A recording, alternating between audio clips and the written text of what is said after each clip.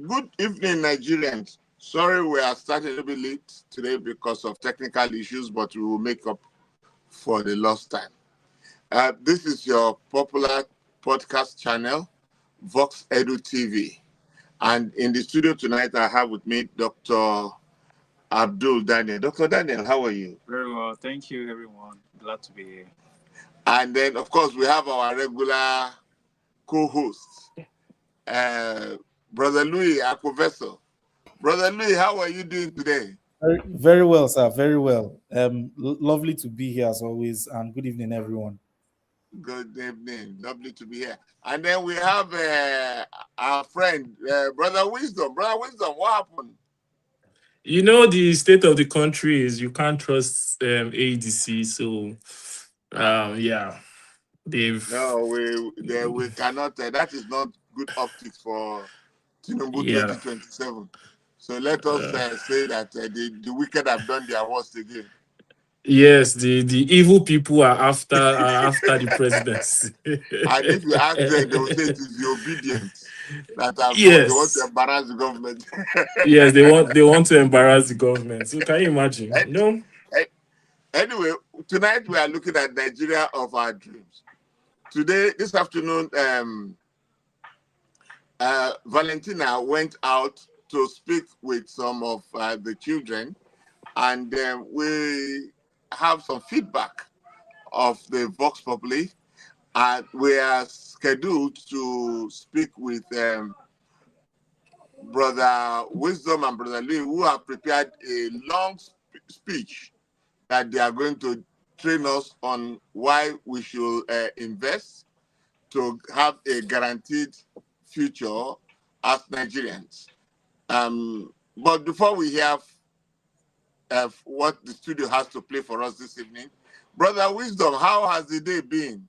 The week been? the week has been good. It has its ups, its downs, and its middles. So the week has been good.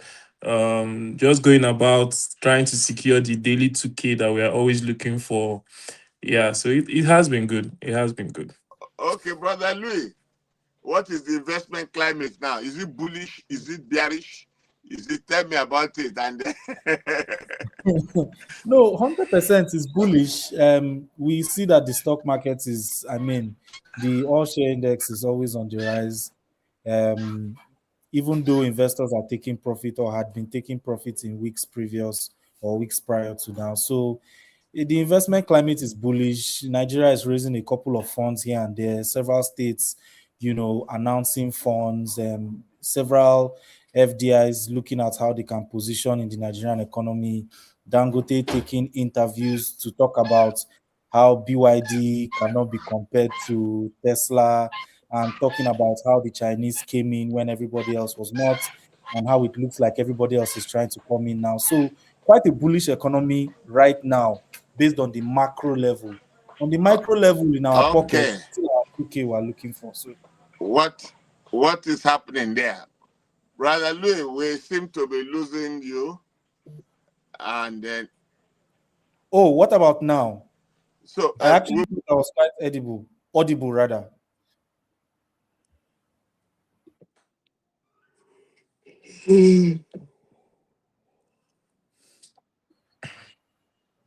Mr. Wisdom, can you hear me? Yes, I can hear you, Mr. Louis. Okay, so it looks like there's a bit of an issue from the studio. So let's just hold on for them. Yes, we shall hold forth for them.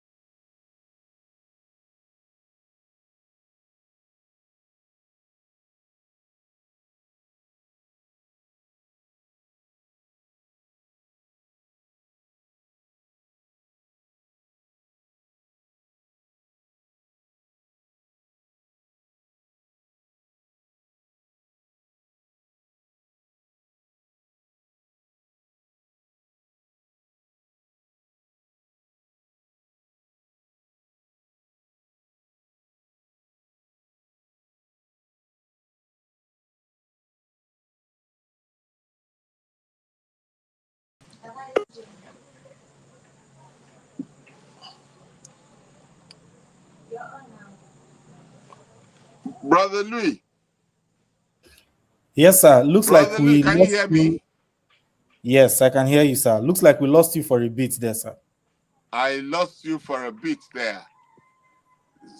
So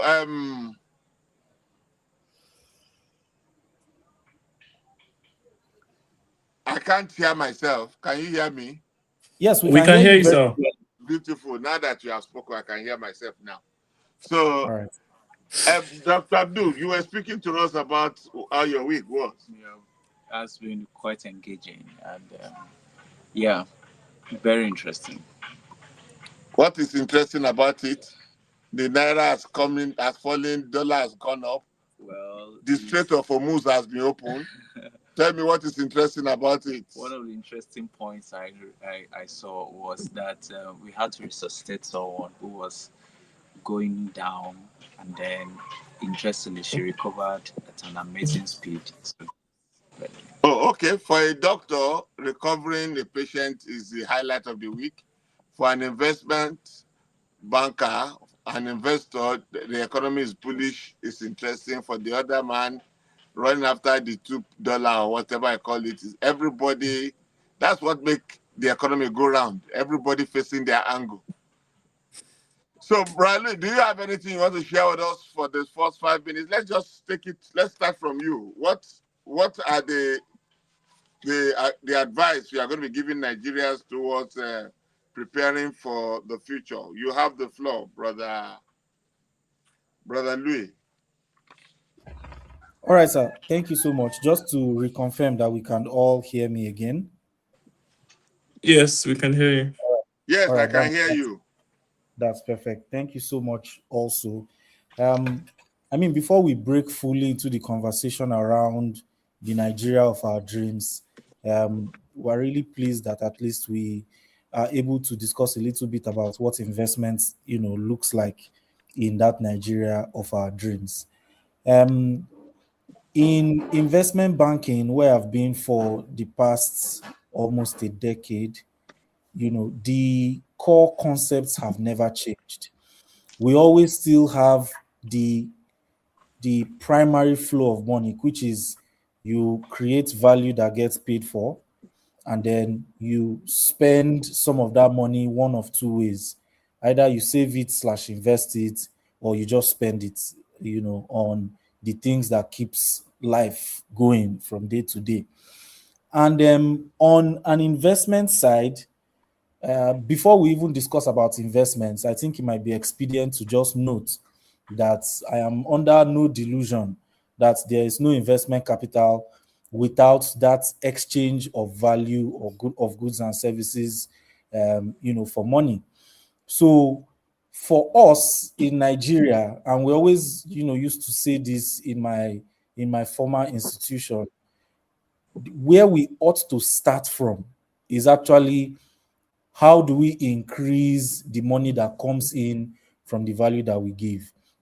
There are very many theoretical ways, including but not limited to get, if you finished at BSc, then you get a master's certificate, then you get a doctorate, etc. So that you have more knowledge, you have more value to offer, and you are priced better in the market.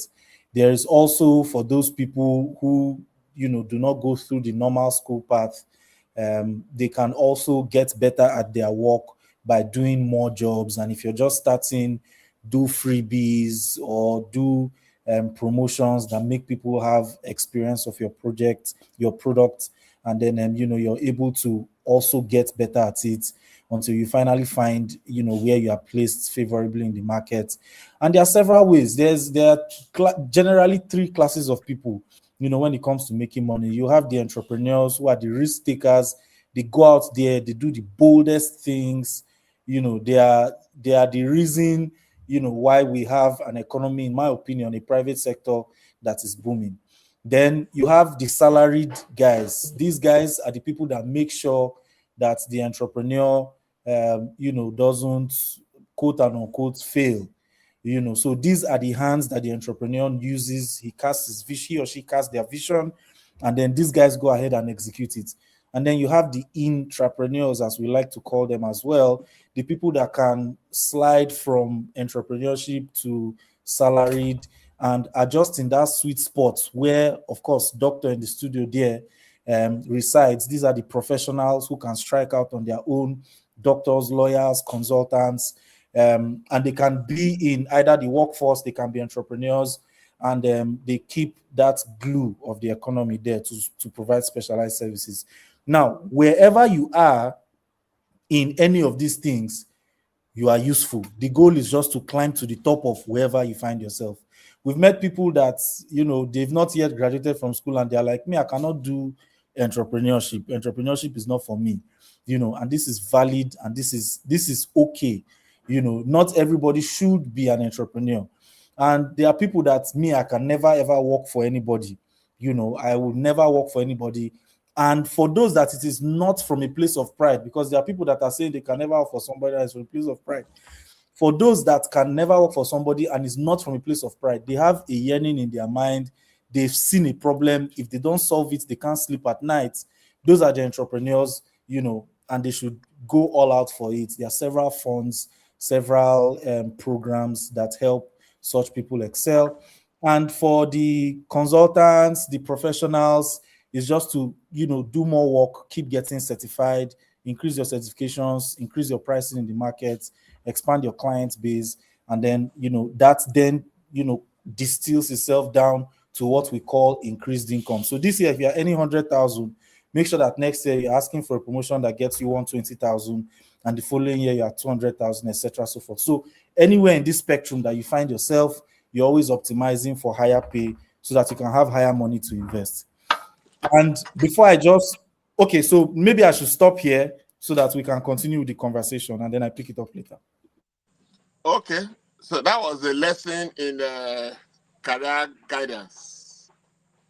Would that be right to say that, Dr. Abdul? Yeah, very well. I got a lot of excerpts from this. Okay. Brother Wisdom. Yes, sir. I'm here, sir. Let me hear your opening speech on this conversation tonight. After Brother Wisdom, we shall be joining the street to hear whether we can pick from the street these three classes of persons that Brother Wisdom, Abraham is introducing to us. So, Brother Wisdom, what's your opening take? And it's another lesson on career choices. On career choices, I think Mr. Louis has done an excellent job breaking all of it down to the points, right? And I will just add by a few things that I can, right? No, don't add to his own. No, just say your own. Okay, so I will just say mine. When we talk about investments, making money, right? There's a lot of talk around. Oh, you must build a saving culture. You must build an investment habit and all of that. But little is said about how to get the money. So, first of all, you have to have the money to be able to save, because you can't tell somebody that hasn't made money to save money, right? And the relationship we have with money as children built that pattern for us. So if at a young age you were not instilled with the values of work and reward, or that sort of practice, it becomes difficult for you, or you become totally dependent on whatever source that is supplying you money or convenience at the same time. So my own advice to everybody is find out one thing that you're really good at, or that one thing that you can effortlessly do to earn you extra money. Yes, like Louis said, there are people that out of pride, they don't want to work for anybody. If you fall under that, that's okay. But you should also use that your pride to build up skills that would earn you some cool money, and you can take care of yourself. Not that, oh, you can never work for anybody and you're playing Russian roulette on your WhatsApp. Today I will talk to Mr. Louis, tomorrow I'll talk to Doctor to give me 5K, tomorrow I'll talk to Mr. Wisdom to send me 10K. There are people that's their that's their own survival strategy, right? So whatever you're doing, improve your skills, work on your work on advancing your earning capacity, because it's only when you earn you can now have the ability to invest, save, and multiply your income. Okay. It's only when you earn that you can multiply your income. Okay, Yes, so sir. let us see, because today Valentina went out to speak with some youths, and the question is, if you have some money dropped on you like a ripe pawpaw, what are you going to do with it? I mean, we just look at it. At least Nigeria, there was a time they gave us market money. I mean, if they just, I mean, if one of your uncle is just doing giveaway and he happens to get to you, can a future be built from there? Studio, are you good? My name is Valentina from Vox Edu Studio, and I'm here to get the unfiltered responses from Nigerian youth on their spending habits. Stick with us. What will you do with a free 100k credit alert? First, I'll just use the 300k credit alert to open a business, a small business to get more profit. So from there, I'll bring up my business from little by little. I start saving up from there. I'll enlarge the business, make the business more bigger, and from there the business grows. Okay, let me see. How is it to buy clothes and slippers? I think I'll use it for my school fees. Yes. I will use it for my school fees. Yes. Okay, I'll use the 100k for my school fees. For any teacher. Like for flexing now. Flexing how? Any flexing. Like my guy will go around and chill. Yeah. Okay, there you go. The other one said he will start a business. The other one said he will flex with it. The other one says he will pay his school fees. When I was their age, I don't think I would think of paying my school fees, because your father would naturally, that is his responsibility. But I mean, the children are the children from the IDP camp in Dagba, and therefore, the reason why some of them want to pay their school fees with the money, because they don't have a father who is that responsible. I'm sorry to say that. So, Brad Liu, how will you respond to these children's response? I mean, it's quite reflective of where we are really. Even the gentleman that said he will flex, he did say he will pay school fees first. So it looks like it's what's left over after the school fees that he eventually flexes. And I mean, it's just representative of where we are. The amount in and of itself, 100,000. I realistically speaking, it will be interesting to see how you can start a business and multiply it. And maybe it's just because of from where I'm seeing, I actually do know of people who are able to have 100,000 naira capital and they are able to expand that. It takes a lot of discipline, and I'm very happy for anybody who is able to extract, that level of value from 100,000 naira, in today's economy. But I also will not blame the other kids who are, just looking at it as a one-off expense, pay school fees, and some of them are going to flex it. So it's quite representative of the current economy that we are in. Okay. Brad Wisdom, what say Yes, you? sir. You heard Okay, what the so children said. I did, and it's like I said before, it's also quite unfortunate that money habits are instilled at a very young age. If I'm to share something a little bit personal, I think one of the first businesses I started by myself was with 35,000 naira. This was in I think this was a little bit far back as 2020, 2019. It was a Suya Sports, right? And I started it with a 35,000 naira loan from my uncle at the time.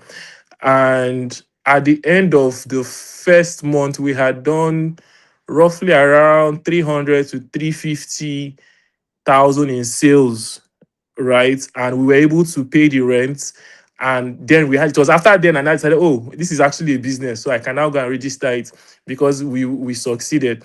So basically, with the little you have, you can start something, and it's just sad that we have the flex mentality. Oh, let me show off first, right? And it should be the latter. You make money first, you save, you invest before you show off, right? Not when money enters your hand, you're trying to show off. The goal should try to be to, yeah, and also it's also not their fault because it is what the problem in front of you you will try to solve first before any other thing. So So, Dr. Abdul, 100,000 flexing money, 100,000 school fees money, 100,000 investment money. What say you? Okay, so right.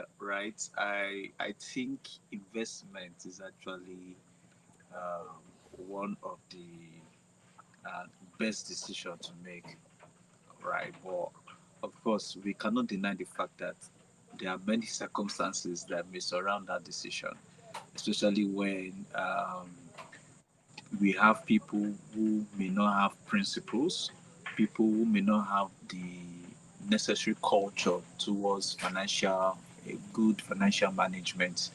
So, of course, if somebody has not eaten in a day, I are going to give 100,000. The next thing is, even if he's a very good investor, he's not going to think about investments. The first thing is to do is to make sure he gets that fund and satisfy himself. So the circumstances surrounding that time matters a lot. So and it also helps to ensure that the decision you make, it's you've properly reviewed it. However, there are times that people just have these impulses like, oh, 100,000, and then let me just spend it and all of that. So I think also experiences too can also come into play. If you spent 100,000 and you were not able to give a proper account for it, the next 100,000 you are going to have will sensitize you to know how to make a better decision. So Okay. Thank you, Dr. Abdul. Definitely, um, if you have 100,000 and you are thinking of investment, you are thinking of paying school fees, you are thinking of flexing, Brother Louis, take us through what you will suggest. I mean, you see, I wish we have some context into the background of the respondents. For instance, if you have a parent who is responsible for your school fees and you put 100,000 on shares, because it's the money you didn't budget for, it's the money that just an 100,000, and you put that 100,000 in shares in 20 years' time or 10 years' time, just put it there and you forget about it. Bradley, what does it make sense? Yes, absolutely, sir. It definitely does make sense. As a matter of fact, I am a beneficiary of, my father doing those kinds of investments for me. We had investments in what is now Access Bank. I'm not quite sure what the the first company was, and then we have in Diamond Zenith Bank. Bank, Diamond Bank, and he also did Zenith Bank as well. For all of us and my mom as well. Matter of fact, my mom fondly, when my mom has received her Zenith Bank dividends, is when she changes her phone. So there's a particular time in the year where you just know that you just see that her phone has changed, and then sometimes the reason for that is Zenith Bank dividends, have been received. But 100% is definitely good. The all share index has done very crazy numbers in the past 5 years post COVID. And even during the COVID year, we saw, very, very large increases in terms of value. Since that time, the all share index has gone from maybe 70,000, 60,000, all the way up to 200,000 that it is now. And this looks like a 3, 4x, 5x appreciation, mathematically. So over a longer period of time, especially if those dividends are compounding, and even if they are not, 100,000 can easily get to 1 million over a 20-year, lifespan. Okay. So, what you are saying is that if a child, I mean, maybe not in this situation where where the 100,000 will go for school fees, because I want us to be able to distill some of these children. Some of them, they who pays the school fees is a critical issue. So when that money comes in, they have to invest in their future by paying school fees. However, for some of for some of us growing up, we had parents who were willing and able to pay our school fees, and then we took those monies and then we went to flex with it, and then we spent it, and then at the end of the day, nothing to show for it. I mean, how I wish somebody like Wisdom was in our school to tell us that we can make savings, we can invest. And then Brother Louis is telling us that we can do petty shares. So do you want to speak to some of these folks, I mean, who are listening to us? They get a lot of money and then they go and flex. Just give us an hypothetical scenario of how you can build a portfolio and what it can be in maybe 5 years, 10 years. Brother Wisdom, Brother Lou, you want to help us with that? Just Yeah, a no, hypothetical 100%. scenario. Absolutely. I mean, in some of the financial advisory sessions that we take, we can see how there's something called portfolio. I don't want to use a big word, but you can just basically look at it as you put a particular part of something in a particular investment vehicle. You put another part in a particular investment vehicle. For a smaller amount like 100,000, I would split it down the middle and say 50% in shares and 50% in mutual funds. And mutual funds is good for compounding, it's safe, almost like treasury bills. And then you can have, that compounding quarterly effect that is actually, what builds wealth. If it's something that you're going to forget, you can put it there. And then the remaining 50, you can put it in maybe five blue chip companies. These days, you can buy stocks for as little as 5,000 naira, as little as 10,000 naira. So I would do just a very simple blue chip diversified, company. Maybe some banks, do some manufacturing companies, some fast moving consumer goods companies. These are like staples. These are staple blue chip companies. Put them in there, and then have the mutual funds as well in the other, the other side of my investment portfolio. And I mean, I don't have the exact figures, but this thing can more than 5x or 6x, especially on the mutual fund side, in 25 years. So these are some of the ways that I would have handled it. 100,000 does look like it is not a lot, but it's not only 100,000 that the child is going to have in his or her 25-year lifespan. So if he or she follows that same formula, I split my earnings in half. I take these into these blue chip companies and keep reinvesting. This month I've bought some UBA, I've bought some, and I mean, I'm not saying anybody should go and buy UBA. I'm just using an example. This month I've bought some UBA. This month I've bought some Dangote. Next month I'm going to buy some Zenith. Next month I'll buy some, whatever it is. And then the other one is just a boring mutual fund that compounds every quarter. You can see, the interest in that mutual fund coming to join the principal, more interest being earned. And then on the other side, you can see dividends being received. You can see increase in value based on the eventual rise or the projected rise of the market. And in a decade or two, you're good to go, basically. Okay, thank you. Brother Wisdom Nicholas, you seem to be, I'll go and spend my money by myself. I'm not going to give my money to anybody.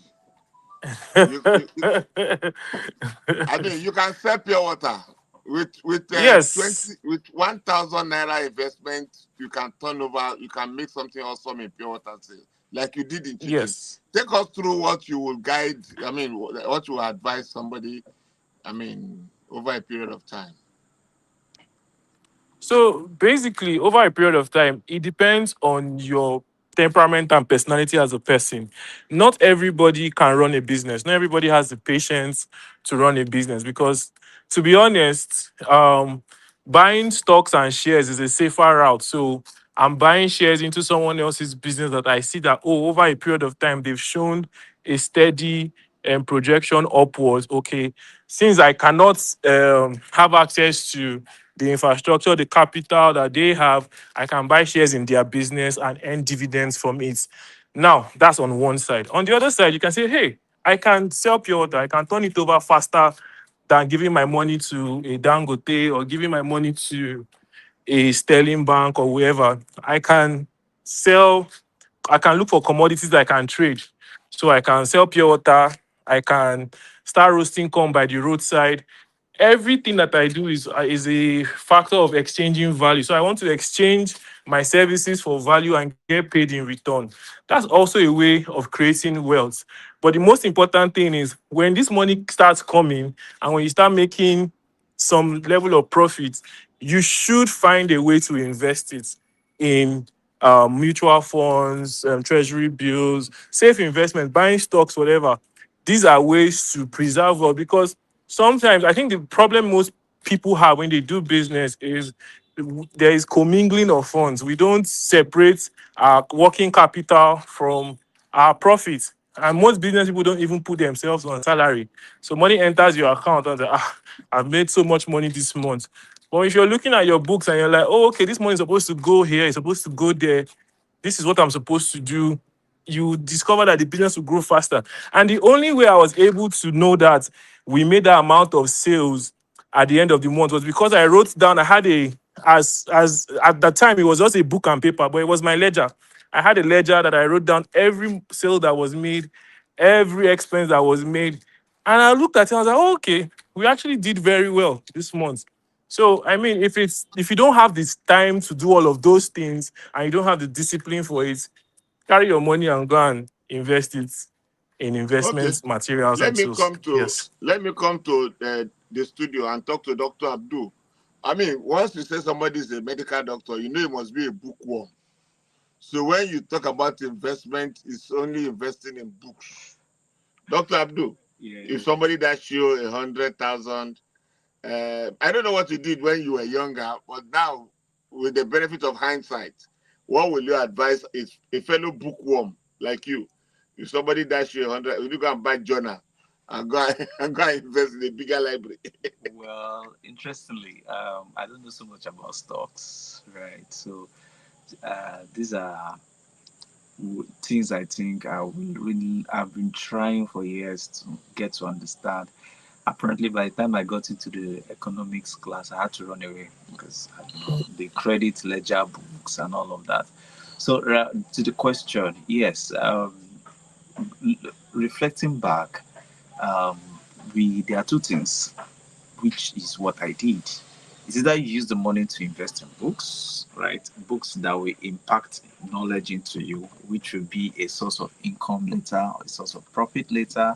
Like I could just get a textbook of 5,000, of which by the time I'm applying it in real world, it can generate a lot of money for me. So yes, we used to have lecturers who would tell you, how much is your earring? And be like, oh, earring is on fire. Okay, why not just use your earring to buy a handout from me, and all of that. So the other one is mutual funds. Yes, that was rightly said by one of our um, speakers now.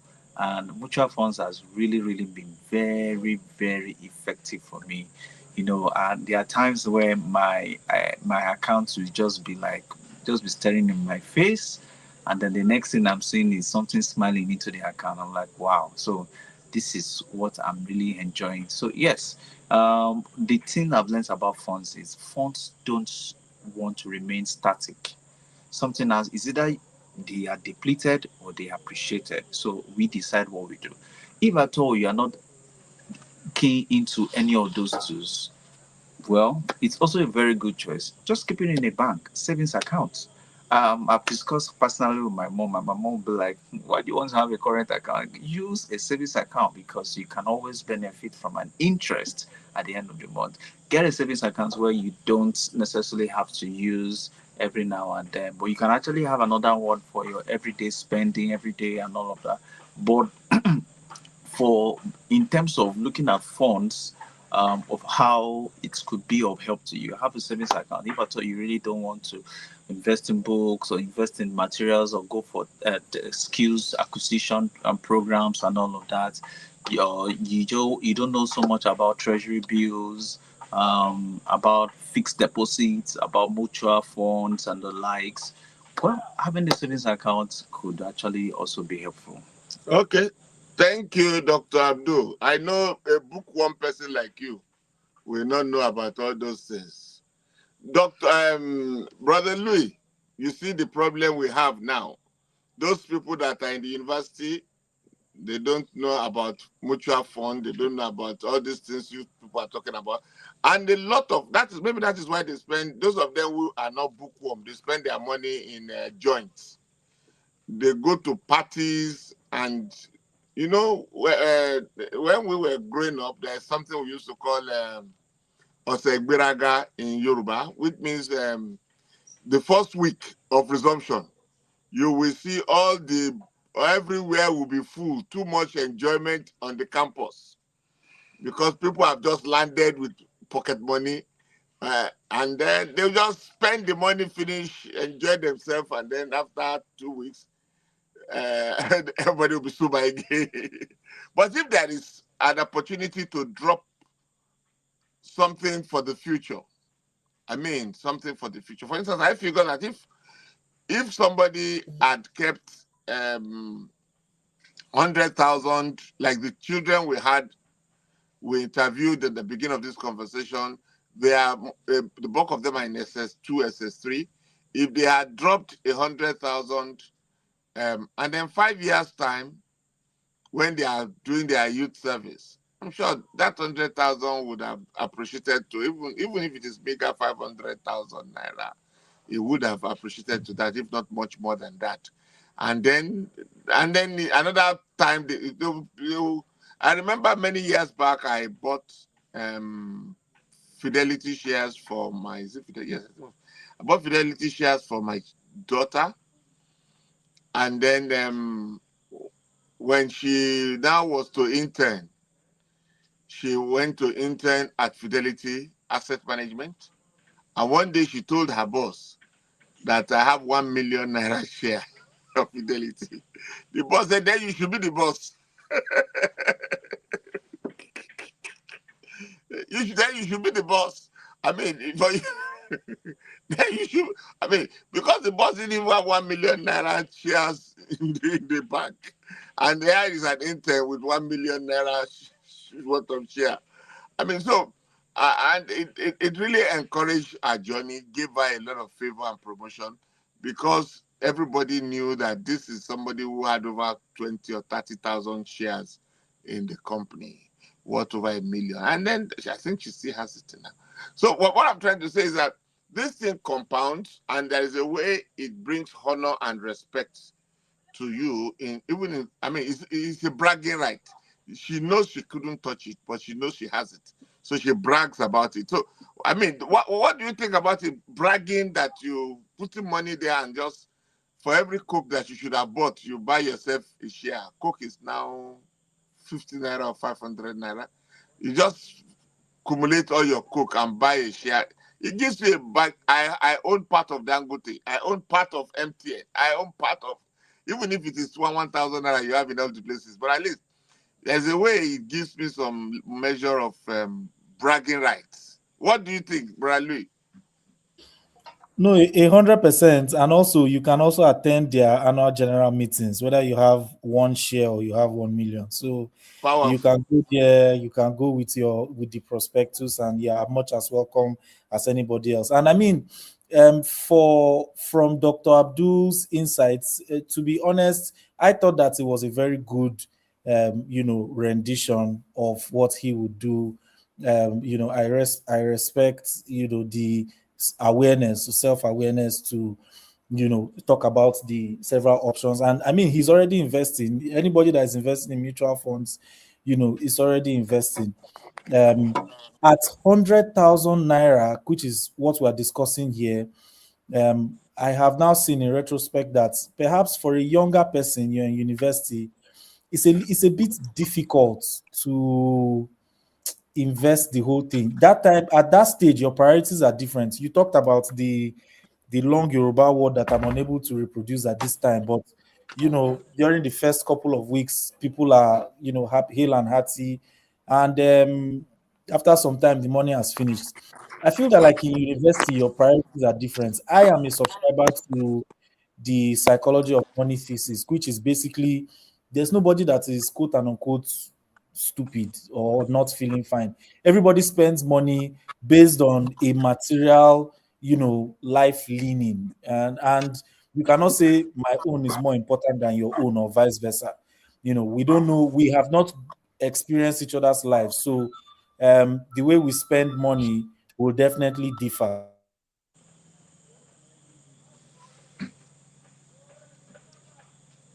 I've lost you. So sorry about that. So basically there's no one person's experience that is different from another person's, that is the same with another person's experience. So they will handle money differently. Are there some set rules? Yes, save 20%. Please go ahead. Yes. Save 20%, do this, but at university level, yeah, you are still learning, you are still learning, you are just still coming up in the world, and it's okay to quote and unquote blow it. But everybody reaches an almost critical point of failure in their life, or they see an example where they can understand that, hey, this money thing is actually not that hard. I'll give us an example. In social media recently, it has been circulating that somebody that has $3 million, your quality of life is the same thing with Jeff Bezos's quality of life. And this is so because you can carry that whole $3 million, put it in a boring treasury bill, and then the interest that comes from that. What would that be now?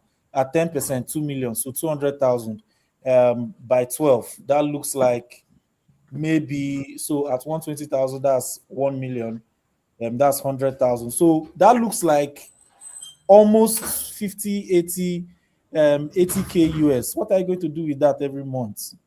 It's not, it's you can't finish it, quote and unquote, except you really want to spend stupendously. So there will be general principles guiding everyone's use, and at that young age it might be better to follow Mr. Wisdom's advice. If you can do pure water, if you can do, um are you going to draw comic books and sell? If you are going to take a course like Dr. Abdul and learn graphic design and start designing for people, it might be better to turn it around that way. And then even if you are going to fail at the business, you fail early, fail fast, so that when you grow up, you're not thinking of could I have, So for me, that's my take. That's my take. Okay, Brother Wisdom, before I come back to this question, what's your take? Yes, sir. So What? yeah, so I agree completely with Mr. Louis that everybody's money experiences are different. You are always agreeing There's with me. And you always agree with Mr. Lee. Did you pay your because transport to the studio? not at all, not at all, not Uh-huh. at Why you all. always agree with him? Disagree. Okay, Disagree for once. I disagree with Mr. Louis. I strongly believe that money spending habits are also tied to regional behaviors. The way some people in a certain region focus on money is actually different from the way people in another region focus on money. For example, the way in Nigeria we approach home ownership is quite different from how those in the US approach home ownership. Largely because in the US and other established countries and forward moving countries, they have a mortgage system that works for them, right? They have a mortgage system that ensures that you don't have to bear the entire growth of purchasing that home or having to pay up the money up front. In Nigeria, it's a completely different ball game. we have mortgage systems here and there. Well, thank God for the new ones that are coming up that seem to be more effective. But in the past, we've had mortgage systems that don't favor the end user. Instead, the mortgage banks use the money for something completely different. So Nigerians for a Nigerian to buy a home, he needs to hammer. He has that belief that, oh, I need to hit one big contract first, and I can buy a house or I can build a mansion in my village. There is no clear path to that. So these are things that shape our spending culture as individual. Government policy has a way of also helping us to either adjust or plan properly for certain investment choices. But now don't forget what we are trying to achieve here. We are Yes, talking about the Nigeria of our dream. our dreams. Yes, So what that means is that we are trying to change the culture here. We are trying to, just like somebody in the first episodes, the Nigeria of somebody's dream is to jackpot to America. I mean, or rather, somebody's dream is to Japan. Then we say we can make it. We can make America. I mean, we can bring America to Nigeria. We can make Nigeria like America. Because when Brother Louis was giving us the example of someone that says if you have $3 million in the US, you can have a quality of life like just now. I was asking myself, if you invested 2 million naira, I mean, if by any chance you have access to 100 naira, 100, I mean, 10,000 every time your parents give you pocket money, or let's even just 5,000. If every time your parents give you 5,000 naira, you drop and gives you pocket money, you drop 5,000 somewhere. By the time you finish university, you would have collected those 5,000 a couple of times. If every time your uncle comes around and he does give away, and you drop it somewhere, by the time you finish university, you would have your cumulative savings will be approaching 1 million. Like I told my coppers that are serving in this organization, I said, if you make up your mind that every month out of your alawi of 77 plus whatever that the organization gives, you are going to be saving 10,000. By the time you finish, because if you don't save that money, you will spend it. So it's not as if if you don't save it, it is going to remain there. You're going to finish it. If you deny yourself, by the time you do 1 year, you would have about 120,000 somewhere in 1 year. If you do that or you invest that, by the time you get to the age of 45, when you want to retire, you will have more than 3 million or 5 million to live the kind of life Dangote is living, fix it and be collecting interest like Bradley is advising us. So what we are trying to achieve here is to remove the mentality that you must eat with 10 fingers and let everybody understand that having to save is not, nobody is born to save. Let me just put it that way. It is a decision, it is a sacrifice, and in most cases, it is never easy. Because when your mates are flexing, when your mates are drinking a bottle of Coke after every meal, and you choose to drink pure water after every meal, rather waiting, I mean, what do you call it? Gratification, delayed gratification. Delayed gratification. That don't worry, today I am not going to be drinking Coke in the cafeteria in the university. But I know that by the grace of God, in 20 years' time, I will have a savings of 10 million that I can now use to buy shares, or I can fix, or my share would have been, I mean, something like that. But what I'm trying to say is that the culture of savings is for the Nigeria of our dream. We are trying to dream something. We are trying to look at Donald Trump. Donald Trump came up and he said every American born must start to invest right from the day you were born. So this is the conversation we are trying to copy from there and speak it to every nooks and crannies. And listen, whether you are old enough to start a business, like me, this man talking to you, I started saving from age. In fact, I don't even know, from the time before I was, because when during my naming ceremony, the money in Yoruba land, when during the naming ceremony, they give money to the guy. They give us money. They give the baby money. My parents took that money and saved it for me. So 7 days old, I started saving.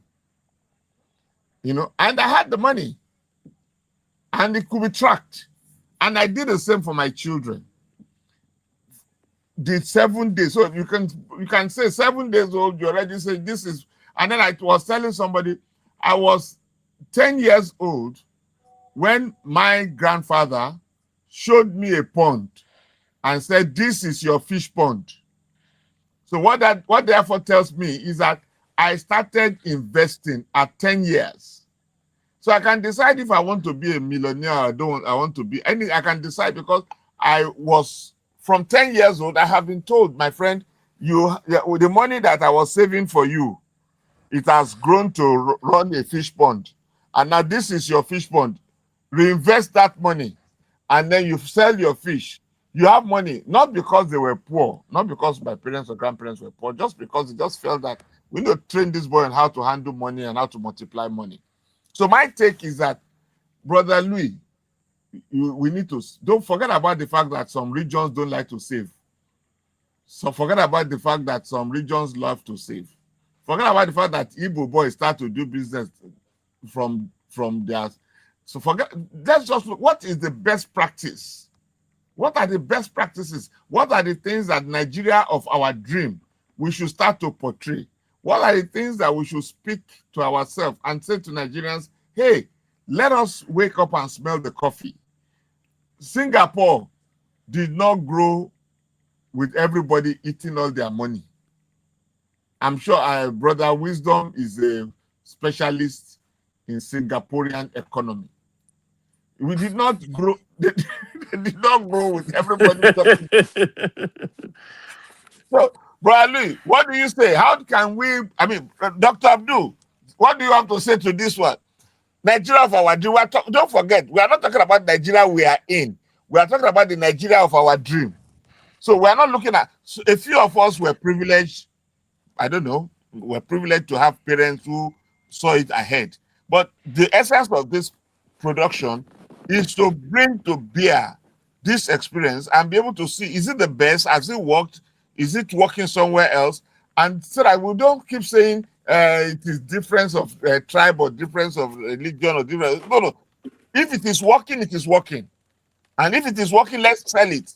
Let's tell everybody that, hey, my friend, get a piggy bank and start saving money. At the end of December, break your bank and go and invest it. Take your money, go and put it in the. Let's create a culture like they did it in Singapore, like they did it in China, like America, like Donald Trump is doing in America today. Yes, thank you very much, sir. I actually buy into your thoughts just the same way I said. I actually pointed out that when we're talking about Nigeria of our dream, you must recognize that having a culture matters in terms of financial management. And of course, culture means that if I'm going to give you 100,000 naira to you, I expect that you already know certain parts is going to be apportioned to this certain parts, not just getting along with impulsive spending. You don't have a structure or whatever is being flashy to you. It's just, and people tend to lose what we call accountability and all that. So we need to understand that culture has worked. Well, if we do a study, I personally will present myself as one of the participants. Culture has actually helped me a lot. I've actually had to be a financial advisor to people. I've actually be a financial manager to people, and all because I'm applying this same culture of, if, for instance, now as a salary earner, what would you do with your salary? the thing is, it's common now that people say, oh, salary is not enough, it's not enough. But apparently, I still earn the same salary that they said is not enough, and I'm still doing well. In fact, I got engaged in a discussion yesterday with some people. I said, I'm not looking forward to your salary because I have gone beyond waiting for salary, right? So that has helped me, right? And this is what I look forward to let people know, that that culture can help. We've seen the instance of Singapore, of people who decided to set apart certain figures for whatever reason, for the benefit of what is to come, right? It works, and it's really, really, really, it is really, really a strong guide for our decision making. Thank you. Thank you, Dr. Abdul. Brother Louis. Brother Louis. Yes, I can hear you. Yes, not only to hear me, you are the financial expert in the house. How can we be like Singapore? Absolutely. Okay, you are.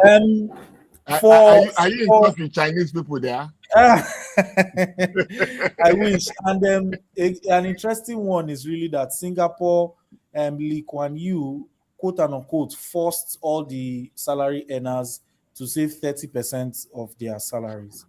So what that then did for them was that based on that savings, they were able to access healthcare, they were able to access mortgages, and they were able to access some savings. So their pensions, so whether you like it or not, as long as you are working, you have that pension, put for you. Donald Trump is doing it in the US. It's good, it's working.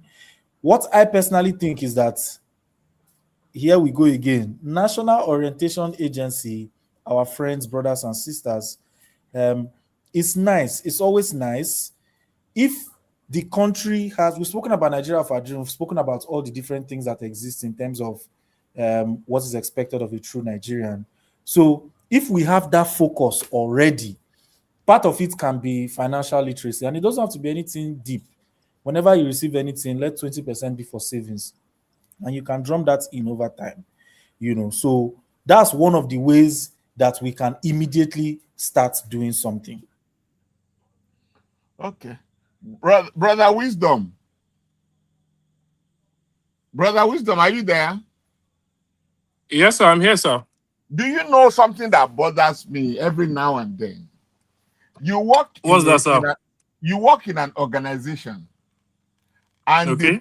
the gate man has built a house. The driver, the house may be in Yanya or in some bush, but he has built a house. But the middle level managers, all of them are reckless. They are living in rented houses. Have you observed that? Yes, sir, I have. So what do you think is the key? How do you think that these low income earners, they build in Yanya, they live in Maraba, but they live in their personal houses, and yet you see a lot of graduates, they will work and they don't have a personal house of their own after many years. What do you think is the problem?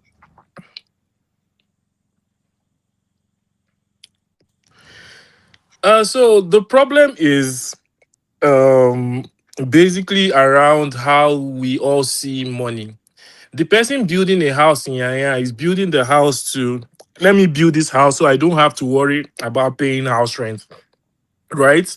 It may not necessarily be the best house, but it's somewhere him and his family can live. And he knows that the only thing he's going to work for is money for them to feed, money for school fees, and all of those things, right?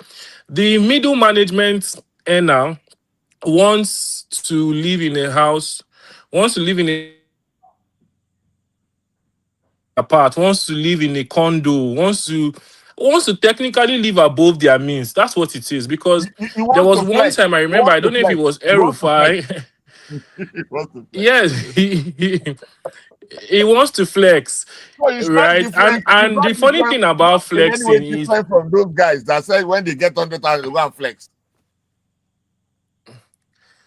no, because ideally, when your income increases, your lifestyle should not. It is your savings and investment that should increase. You see somebody that maybe was living in Yaya, and yeah, there might be factors that would warrant you to move. But if, for example, you're living in Yaya, you get a good job and everything is going on well for you, you automatically see them, oh no, I can't stay here anymore, I'm moving to Wuse, and you're paying 10 times the rent you were paying. That's not financial decision. That's a suicidal financial mistake that you just made. Because at the end of the day, you'll have nothing to take home and nothing to go back with. So it's just we should avoid the mentality of I've arrived, the I've arrived mentality. Oh, I've gotten a new job. I must buy a new car. I must dress to be to show forth my status. That's usually the trap.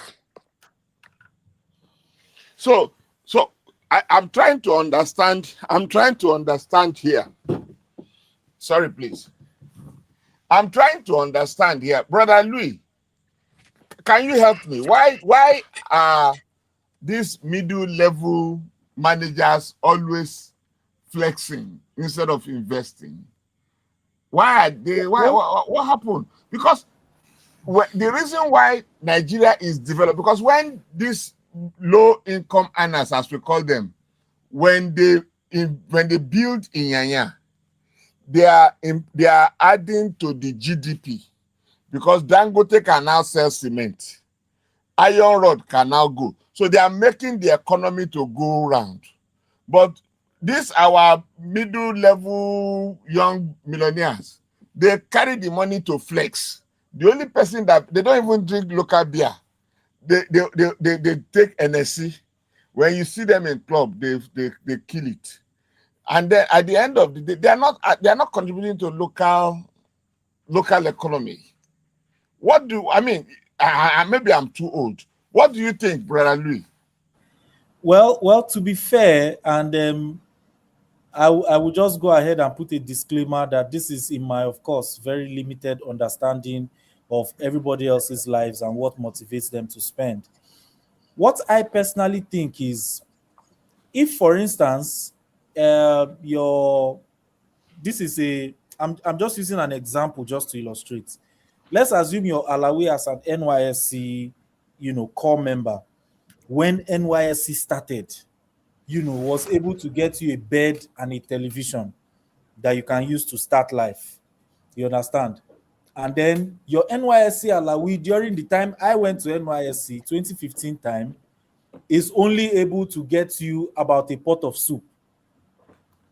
For me, for somebody that's for my generation, for people that have experienced NYSC money this way, we can never see 18,900, 19,800 as an investment sum. It's a survival sum.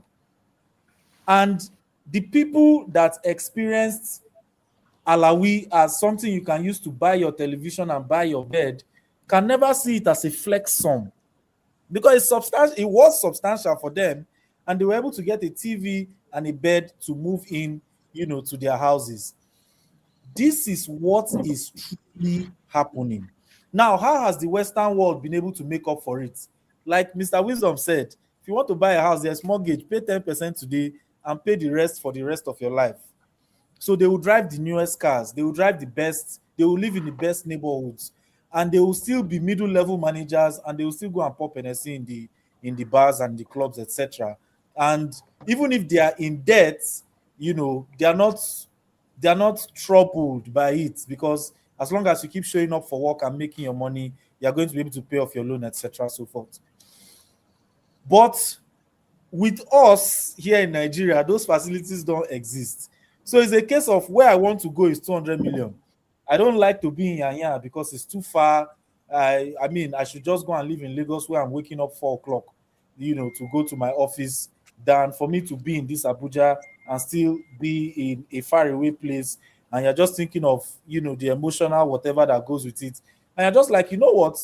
It's all good. I'll spend my money on a rent in Wuse so that I cannot afford, and the remaining small that is left over, I'll go and use it and drink away my sorrows. And this is a very generalistic classification.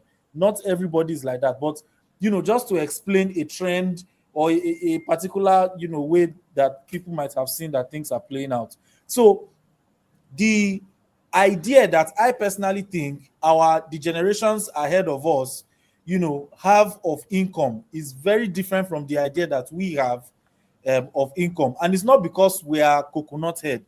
It's really because when we started making income, it disappears. I remember buying 4 megabytes of RAM, of 4 megabytes of data when I was in just 3 when they bought my first phone for me. I remember what 4 megabytes of data could do. Now, 4 megabytes of data now today, before you do like this and open it, is gone. So the our ideas of money is now very different. So if what you want to do, which is the thing that your parents in your shoes would have done with the money that was available, right? But you now, it's your turn. They always say memes on Instagram. You reach your turn now, dollar now 1 point something thousand. And then you hear that, dollar used to be $1 to 1 naira, and you can have that leeway. So you reach your turn now. Money is not it doesn't mean as much as it did before. What are you going to do? You are going to make a decision. Some people will cut some, save, invest, which is great. Some people may not, they may think, what's the use? Let me just go and say, in the name of marketing or in the name of expanding my network, let me go and drink it away, or do some frivolous things. Hopefully at the end I will get a contract that I will use to buy the house, as Wisdom said earlier. So the Nigeria of our dream needs to start looking at what kinds of systems can we put in place. Credit system is very important, but also that mindset re-engineering. Nobody feels like, in the Nigeria of today, if you are good, being straight, being in line is not rewarded in Nigeria. It's when somebody is in traffic and they cut out of traffic and they double cross somebody. Yes, that's where you be sharp guy.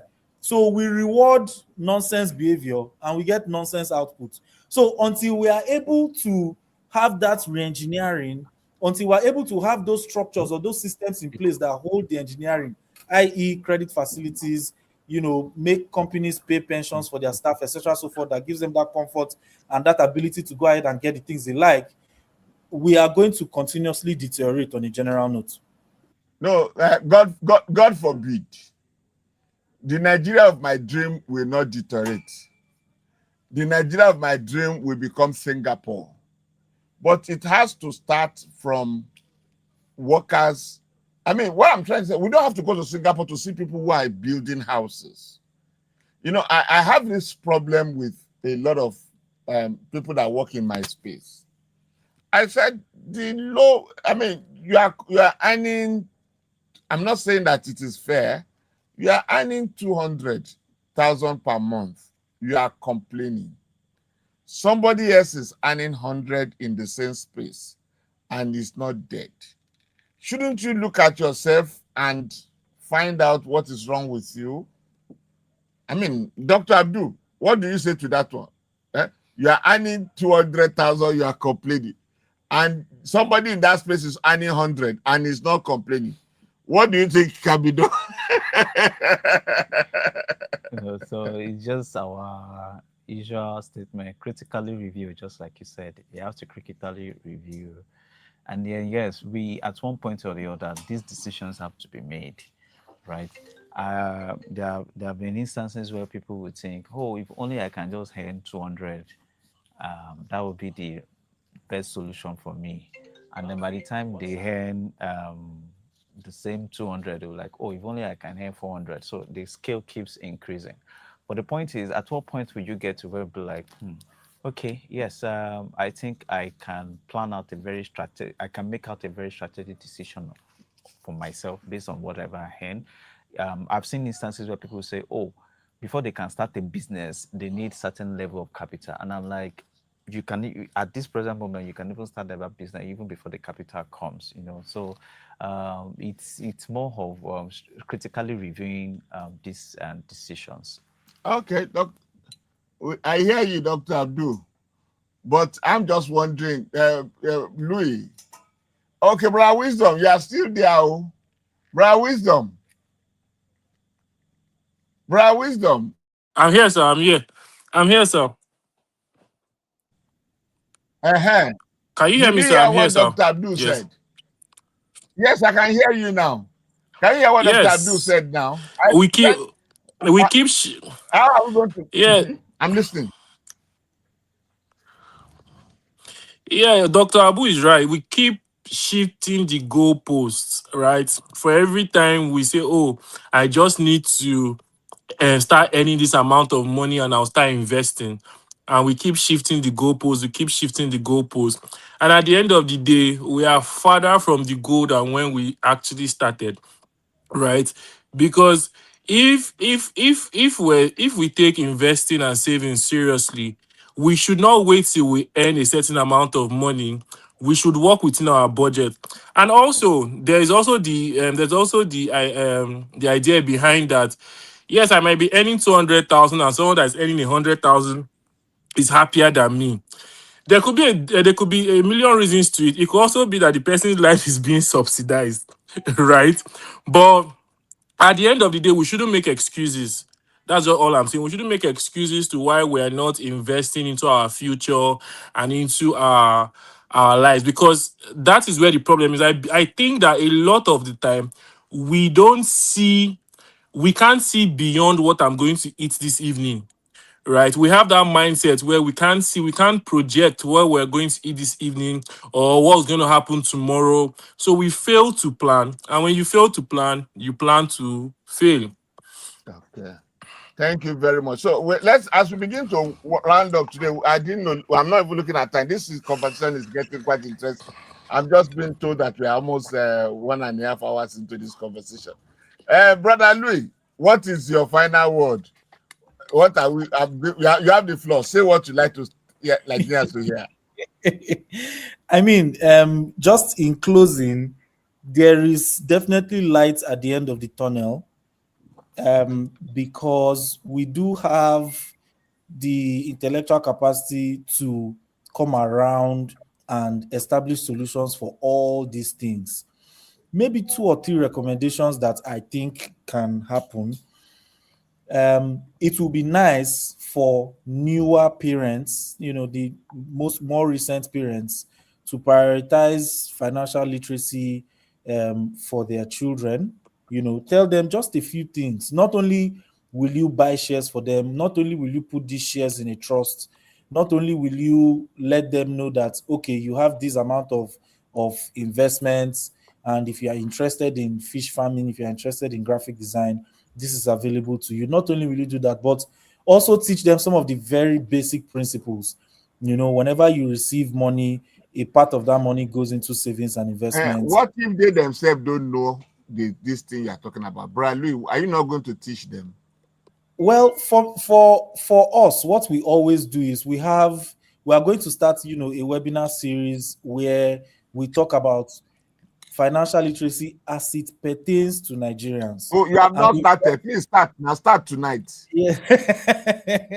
I mean, you have with the contributions from Dr. Abu, with the contributions from yourself and from Mr. Wisdom, we definitely have started tonight, but just also to make it a recurring this, we have a podcast that looks at the more relaxed side of money called Where Una Dey See This Money, and it just talks about the more relaxed side. It talks about how does money move in marriages. It talks about if your friend is owing you, what to do. Have you ever been in a situation where XYZ happened? How did you manage that?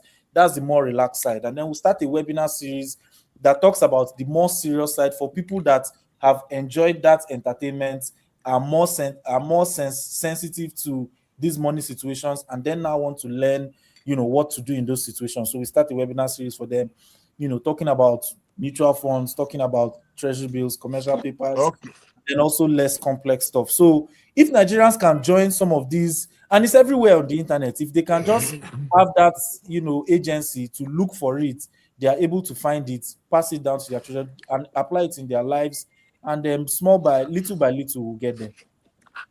Okay. Thank you. Brother Wisdom, closing thought. How can we be like Singapore? The only way we can be like Singapore is by deliberately saving, deliberately making efforts towards investment, deliberately learning about alternative investments, and all the tools that are required for us to advance as a nation. Okay. So what's your final thought? And how are you going to help us to do that? Nigeria needs you, brother Wisdom. Well, we've already sort of started tonight by sharing some of the knowledge that we have, the little amount of knowledge that we have. Unfortunately, I'm also featured on the podcast where on this morning. So Nigeria should tune in. We drop new episodes usually on Sundays. They should tune in and get to hear practical money related matters, and also look out for the webinar as well. Okay. So, Dr. Abdul. Yes. Okay, thank you very much, brother Wisdom. Dr. Abdul, final thoughts on this conversation. All right. So just like my co-speakers, I would just say, yes, we need practical solutions, practical ideas, and then it's actually very possible. With all that's been discussed, actually very possible, and we've seen how effective it is, right? So we need to be principled. We need to have that good culture, and of course, we should make ourselves available for every ideas that needs to be discussed on matters such as this. Okay. Thank you, Dr. Abdul. Now, it has been Vox Edu TV, and we've been talking about the Nigeria of my dream. I want to close with this short story. In 2004, was it 2004? In 2004,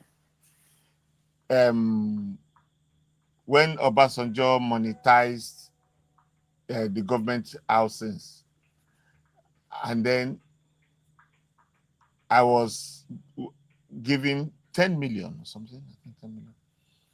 We took the 10 million and bought 20 plots of land in Ibejuleki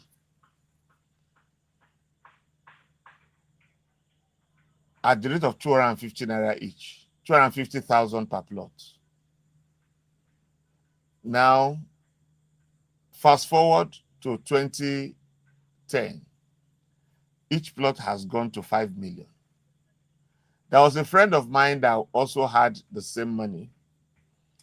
He went to somewhere, rented the house for 5 million out of the 10 million, removed the tiles in the rented house for 2 million. Cut the long story short, he spent 9 million to put the house in the form he wanted. Of course, the 5 million was 2 years rent. The second year, the landlord came, looked around in the house and said, "Oh, my friend, you have updated this house. Your rent is now 6 million per annum." And he said to the man, "I'm the one that updated it." The man said, "If you had money to update, why did you go and build your own? My own land is still there." I started selling. I still sold for 20 million. The land I bought 250,000. I thought Brother Wisdom would tell us about land banking. Investment is the way forward. Economy will always, dollar will always fall. It's falling in Russia, everywhere in the world. But what you do with the money in your hand today will determine where you will be in 10 years' time. It's been Dr. Samuel David, your host on Vox Edu TV. Till we meet next week Thursday, please invest for the Nigeria of your dream, because it's only in investment that we are guaranteed of a beautiful future.